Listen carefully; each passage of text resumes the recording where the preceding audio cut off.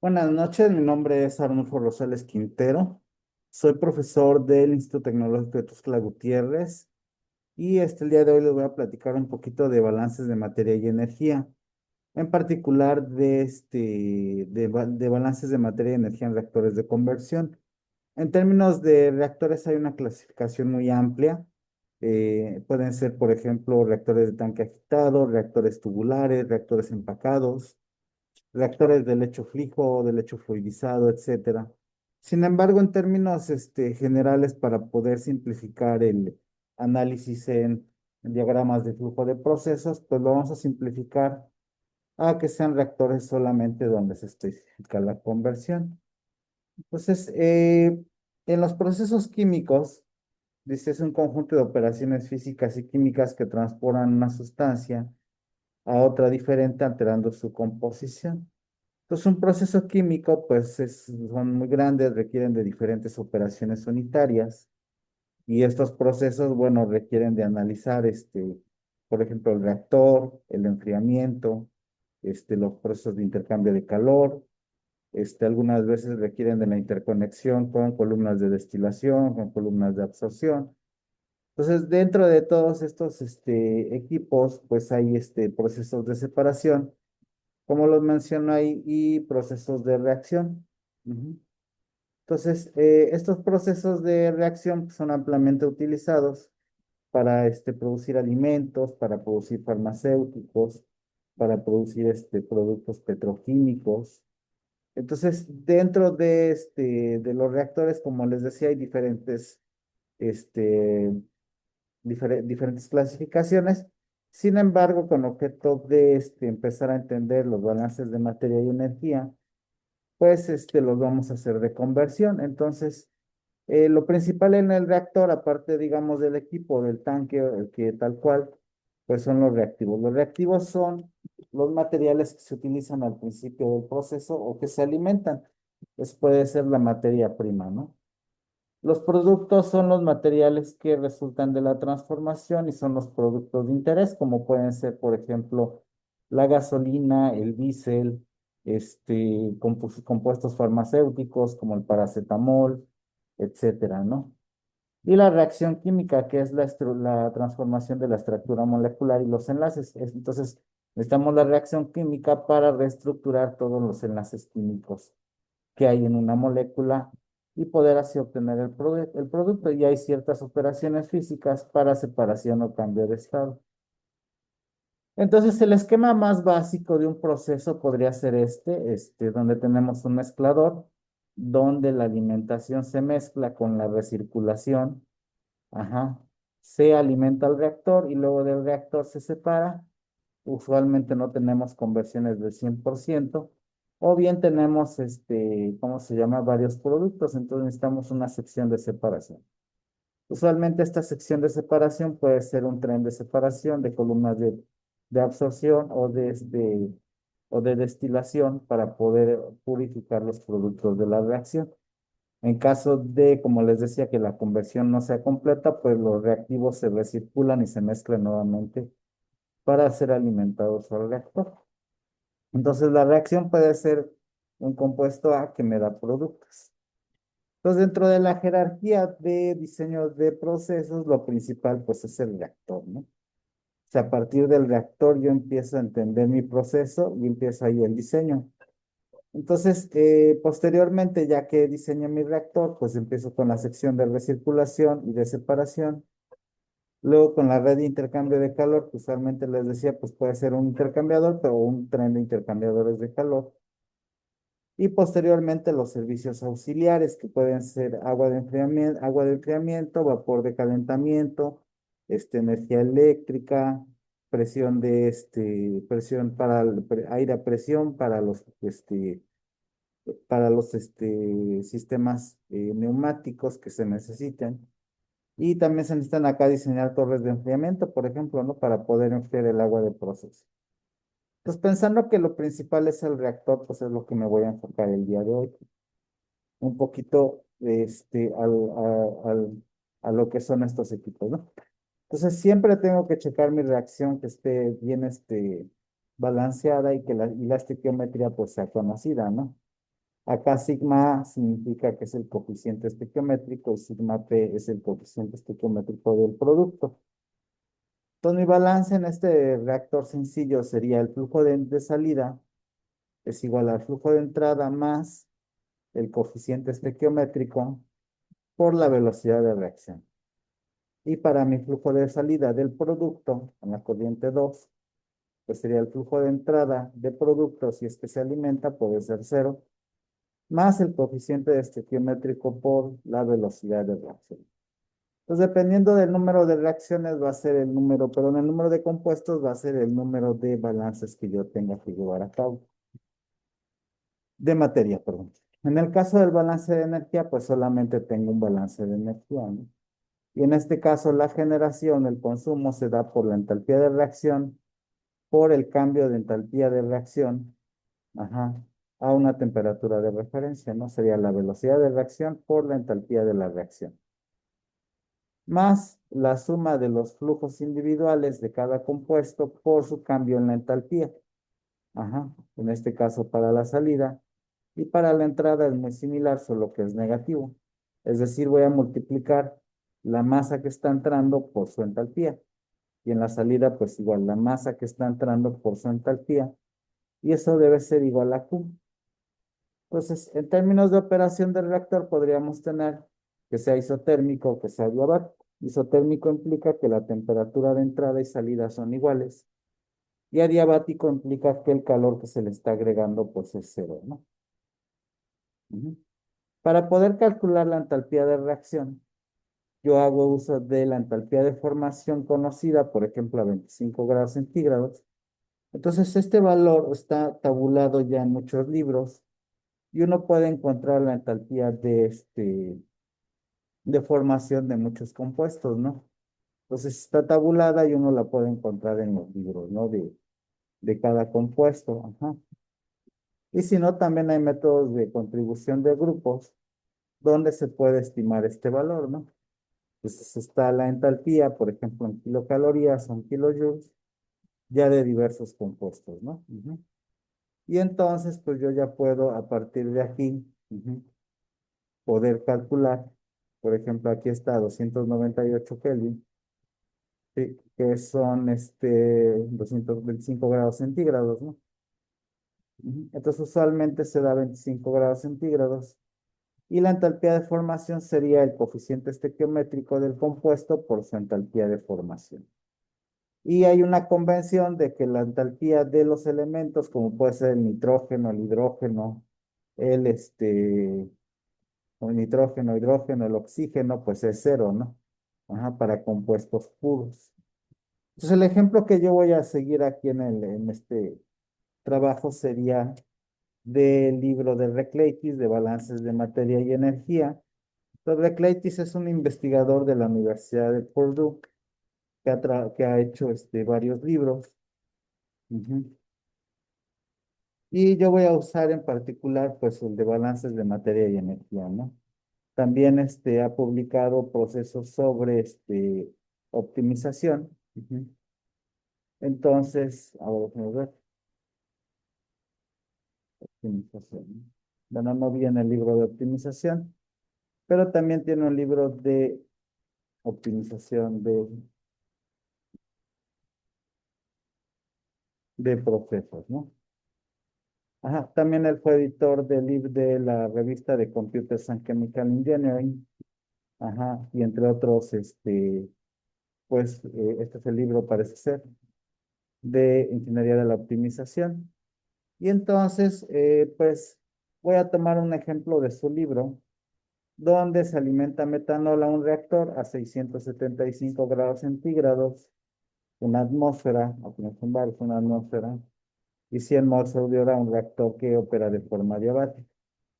Y la reacción que sucede es la producción de metanol, que me da formaldehído más hidrógeno, ¿no? ¿Sale? Entonces, esta es la reacción que me interesa para trabajar, ¿ok? Entonces, de ahí dice que tiene una conversión el metanol del 30%. Ya me especifican la conversión. Y lo que se desconoce, pues, es la temperatura de salida. Ajá. Y bueno, como les decía, pues el reactor es adiabático y nos dan, en este caso, los calores específicos que son constantes. Los calores específicos, usualmente en muchas tablas ya están en función de la temperatura. Entonces, y esos son polinomios. Entonces, para irlo resolviendo, ya que tenemos el problema, pues vamos a hacer uso de esta fórmula que ya la había calculado en previos videos, ajá, donde puedo sacar la conversión entre el coeficiente estequiométrico del metanol por su flujo, ¿no? Del metanol. Entonces, la conversión fraccional es 0.3, eso es lo que me está diciendo el problema. El coeficiente estequiométrico implícito sería -1 del metanol por el flujo del metanol, que es 100 mol sobre hora. Menos entre menos da más y me da 30 mol sobre hora. Entonces, para hacer el balance del metanol, sería el flujo de salida igual al flujo de entrada menos la velocidad de reacción. Recuerden que el menos es por el coeficiente estequiométrico. En el caso del formaldehído sería el flujo de salida del formaldehído igual al flujo de entrada, y en este caso el coeficiente estequiométrico para el producto es positivo, es +1.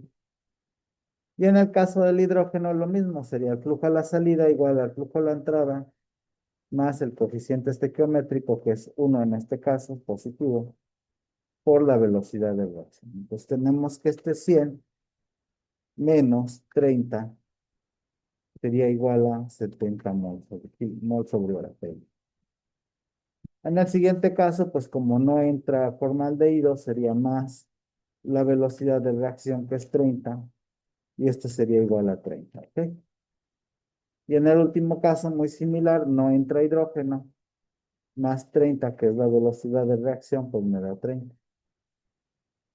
Entonces, así ya queda mi balance de materia fácilmente resuelto. Ok, entonces faltaría mi balance de energía, que estaría dado por esta ecuación, ¿verdad? ¿Sí? Y entonces vamos a ver. Perfecto.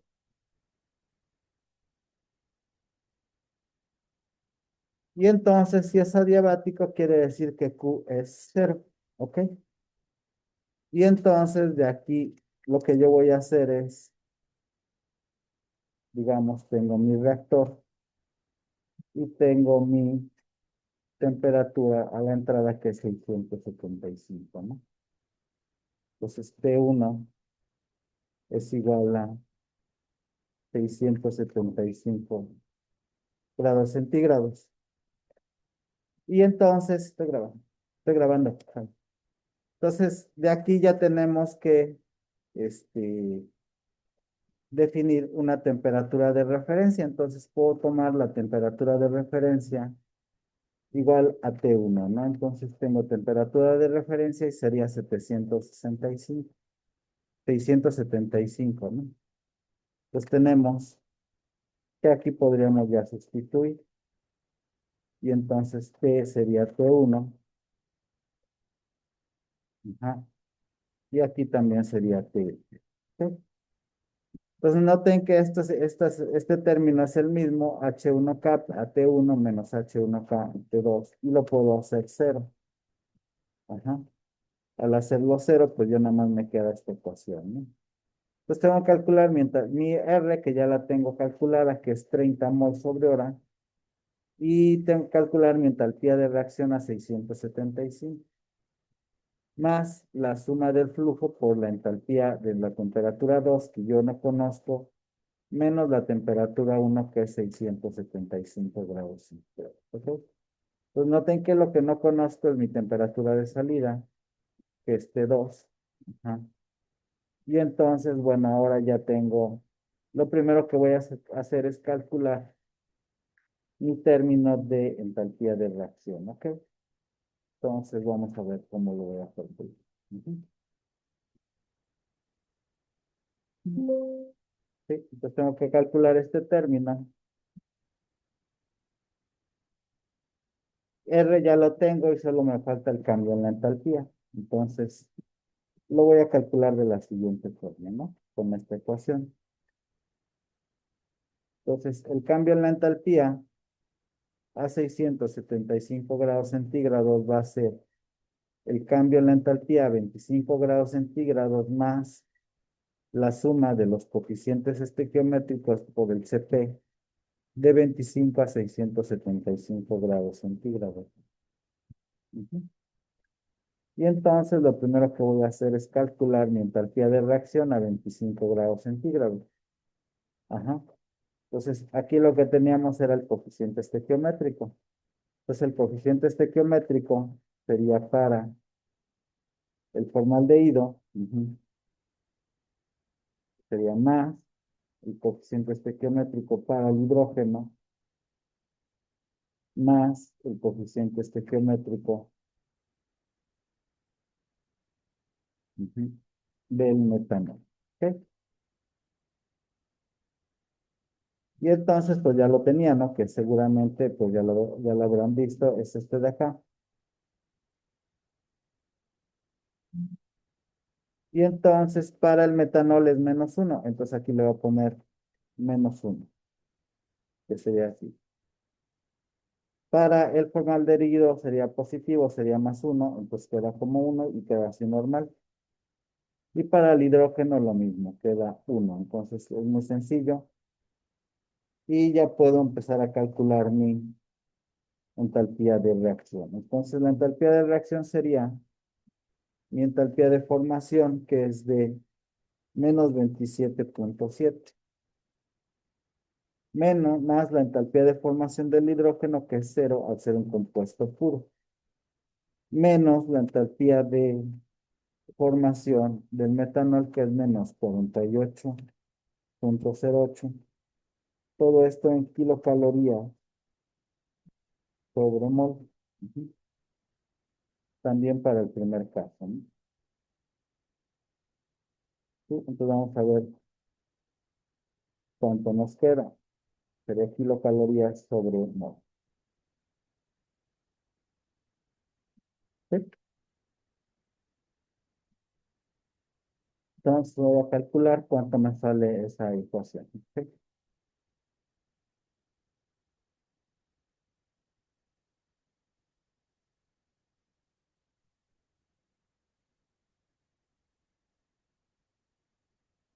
Más 48.02.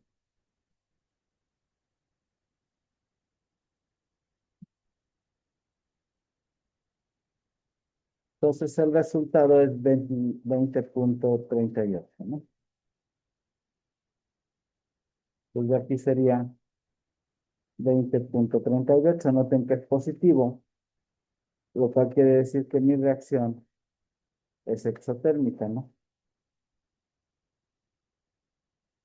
Sobre mol, ¿ok? ¿Sí? Entonces ya tengo el valor de mi entalpía de formación, ¿ok? Que es 20.38 kilocalorías sobre mol. ¿Sale? Entonces lo que faltaría es, pues, calcular la parte integral. Pues la parte integral sería el CP por el coeficiente estequiométrico, ¿no? Aquí ya lo tengo desglosado. Entonces sería, como es constante, el CP se conoce, puede salir de la integral. Y entonces sería el coeficiente estequiométrico del metanol por su calor específico, más el coeficiente estequiométrico del formaldehído por su calor específico, más el coeficiente estequiométrico del hidrógeno por su calor específico. Y al ser la integral de una constante, sería desde 675 a 25 grados centígrados, ¿no? Entonces, vamos a ver cómo queda. Ya tengo este valor, que es el de la entalpía de formación, más el coeficiente estequiométrico del metanol, que es -1, por su calor específico, que en este caso es constante, que es 0.17 kilocalorías sobre mol, más el coeficiente estequiométrico del formaldehído, que es más 1, por su calor específico, que es 0.02. ¿Ok? Más el coeficiente de estequiométrico del hidrógeno, que al ser un producto es positivo, por su calor específico, que es 0.007. Ujú. Y todo esto está en kilocalorías sobre mol. Ujú. Espero lo puedan revisar y vamos a ver cuánto nos da. Entonces sería 20.38 más, digamos, menos 0.017 más 0.012 más 0.007. ¿Ok? Y entonces, vamos a ver, menos 0.017 más 0.012. Ajá, falta por, aquí me faltó, por la diferencia de temperaturas, ¿no? Pues 675 menos 20 grados centígrados. Pues aquí sería por 675 menos 25 grados centígrados. Y me sale 21.68. Y este sería mi calor de reacción a 675 grados centígrados. Noten que si hay una diferencia entre estos dos valores, mínima, pero sí la hay. Y sin embargo, la entalpía sigue siendo positiva y quiere decir que mi proceso es endotérmico y lo que va a suceder es que muy probablemente va a salir más baja mi temperatura, ¿no? Entonces, el siguiente paso les decía, bueno, ya que escogí mi temperatura de referencia y me quedo solamente esta parte, lo que necesito es mi temperatura 2, ¿no? Entonces ya tengo mi entalpía de reacción, ya tengo mi velocidad de reacción a la temperatura 1. Me falta calcular el flujo este de acá, ¿ok? Entonces vamos a ver cómo lo voy a hacer. Ujú. Entonces, al tener que el calor específico es constante, tengo la ventaja otra vez que lo puedo sacar. ¿Ok? Y entonces aquí lo que puedo hacer es desplegar todo esto, ¿no? Entonces va a ser otra vez, en este caso, la sumatoria que sería el flujo de metano en la salida, digo, sí, de metanol, por su calor específico, ¿no? Ujú. Entonces, sería por el calor específico del metano, ¿no? Ujú. ¿Sí? Más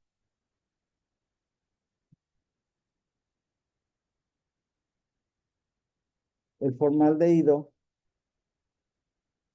por su calor específico, ¿no? Desde el formaldehído, ¿sí? Más el calor específico, ujú, del hidrógeno, ¿no? En la corriente 2 tenemos hidrógeno por su calor específico, ¿no? Por su integral que del diferencial de T, que en este caso sería T2 menos 675 grados centígrados, ¿no? Noten que lo que no conocemos es T2, ¿no? Entonces vamos a despejar. Entonces, si se está sumando, pues pasa restando, ¿no? Ujú. ¿Ok? Y luego vamos a despejar todo lo demás. Me va a quedar, si está multiplicando, pues va a pasar dividiendo, ¿no? ¿Sí?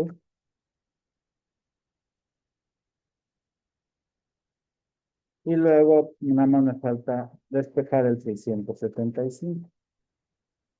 Entonces T2 va a quedar como T2 igual a 675 menos todos estos términos, ¿no? Ujú. Y entonces, pues ya puedo sustituir fácilmente porque ya tengo mi ecuación. Entonces, mi velocidad de reacción es de 30. Mi entalpía de reacción es ¿cuánto? Pero hemos quedado 21,668, perdón. Ujú. Mi flujo 2 lo voy a copiar de aquí. Vamos a ver. Aquí ya lo había calculado.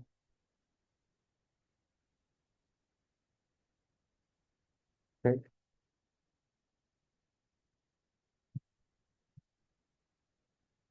Con mi flujo de salida para el primer paso sería aquí 70. Aquí sería 30. Y aquí también sería 30, ¿no? Ujú. Serían mis flujos de salida.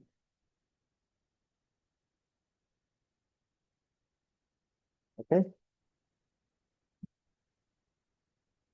¿Sí? Y mi flujo de entrada, pues aquí era 100, ¿no?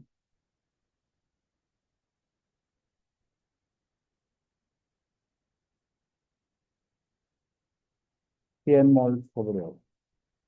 Entonces, queda ahora sí otra vez. Mi flujo de metano es 30. Mi flujo de, perdón, de metano es 70. Mi flujo de formaldehído es de 30. Y mi flujo de hidrógeno es 30 también. El calor específico del metanol, los tengo acá. Y entonces vamos a ver cómo queda. Ujú. ¿Dónde lo puse? Ok. Entonces, para el primer caso es por 0,017. El siguiente caso es por 0,012. Y en el último caso es por 0,007. ¿Ok?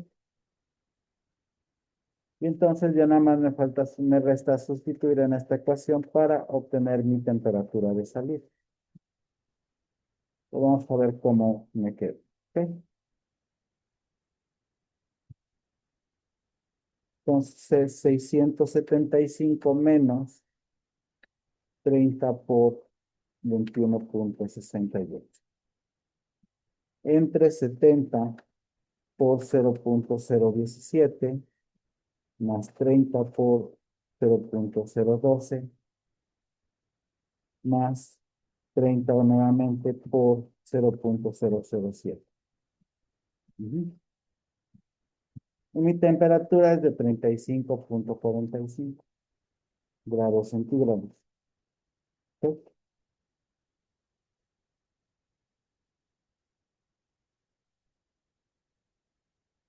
Sí, entonces vamos a ver. Lo opuesto.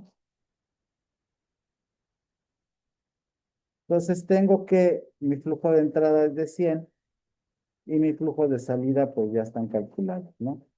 Que son 70, 30 y 30. Mi reacción es esta de acá. Ujú. ¿Sí? Es la reacción que sucede dentro del reactor. Mi entalpía de reacción a 675 grados centígrados es esta. Ajá. Mi temperatura de entrada, vamos a ver, mi temperatura en la entrada, aquí, es igual a 675 grados centígrados.